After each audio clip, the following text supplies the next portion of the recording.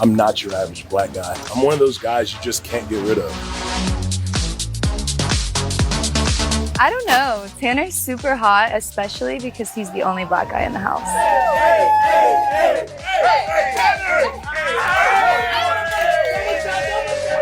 I don't know where this stands because I just feel like now you're kind of showing me a different side of you. Am I coming into this house looking for love?